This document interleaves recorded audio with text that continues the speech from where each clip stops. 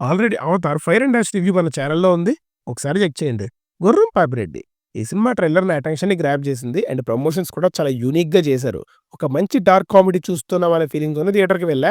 మరి థియేటర్‌కి వెళ్ళిన నాకు ఈ సినిమా చూపించిన టార్చర్‌ని ఇన్ డీటెయిల్డ్‌గా చెప్పే ముందు మీరు మన ఛానెల్‌ని ఖచ్చితంగా సబ్స్క్రైబ్ చేసుకోవాలి.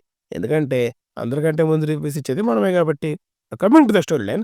గుర్రం పాపిరెడ్డి అండ్ గ్యాంగ్ శ్రీశైలంలో ఉన్న ఒక శవాన్ని తీసుకొచ్చి శ్రీనగర్ కాలనీలో ఉన్న ఇంకో శవంతో రీప్లేస్ చేయాలి అని ప్లాన్ చేస్తారు. అసలు ఆ శవం ఎవరిది? ఎందుకు రీప్లేస్ చేయాలనుకుంటున్నారు? అనేది remaining part of the film. Theatre నుండి బయటకొచ్చాక నా ఫీలింగ్ అమ్మా! జరుంటే చచ్చిపోతుండేరా! ఆ ఫీలింగ్ వచ్చింది. ఇక పాజిటివ్స్ గురించి మాట్లాడుకుంటే సినిమా స్టార్టింగ్ పోర్షన్స్ బాగుంది. ఆ శవాల ఎక్స్‌చేంజ్ అక్కడ జనరేట్ అయ్యే సిట్యుయేషనల్ కామెడీ చాలా బాగా వర్కౌట్ అయింది. మెయిన్‌లీ వంశీధర్ అండ్ కసిరెడ్డి మధ్య సీన్స్ అండ్ కన్వర్జేషన్స్ కొంచెం లాఫ్స్ జనరేట్ చేస్తాయి.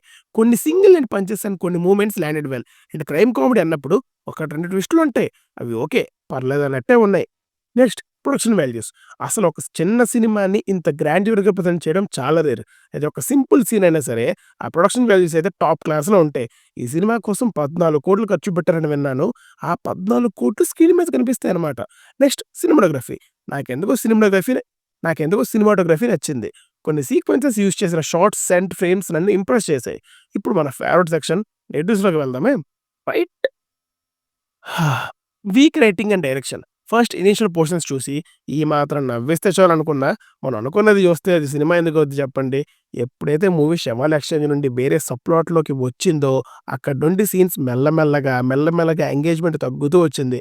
క్లైమాక్స్ వచ్చేసరికి నేను ఆల్రెడీ చచ్చిపోయి, నా శవాన్ని పాతేసి, నా దినం గూడా అయిపోయింది.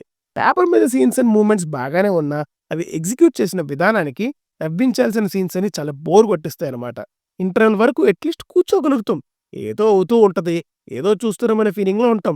అండ్ ఇంటర్వెల్ తర్వాత నుండి స్టార్ట్ అవుద్ది అసలు కథ.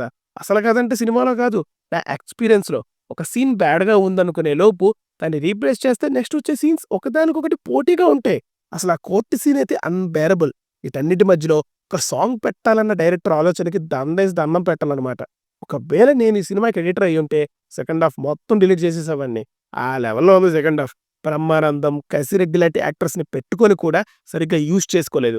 సాడెస్ట్ పార్ట్ ఏంటంటే బ్రహ్మానందం గారి డైలాగ్స్‌కి లిప్ సింక్ కూడా సరిగ్గా ఉండదు. యాక్టర్స్ పెర్ఫార్మన్సెస్ విషయానికొస్తే అందరూ చాలా బాగా యాక్ట్ చేశారు. మెయిన్‌లీ వంశీధర్ అండ్ కసిరెడ్డి వాళ్ళ యాక్టింగ్‌తో నవ్వు తెప్పిస్తారు. ఓవరాల్‌గా చెప్పాలంటే with below average first half and boring second half mister Gurram Papireddy కొట్టావుగా నా నోట్లో మట్టి. ఏ బోరింగ్ కామెడీ లేని crime comedy entertainer. That's it for the review guys. మరి నెక్స్ట్ వీడియోలో కలుద్దాం. మడల్ signing off team movies for you. By.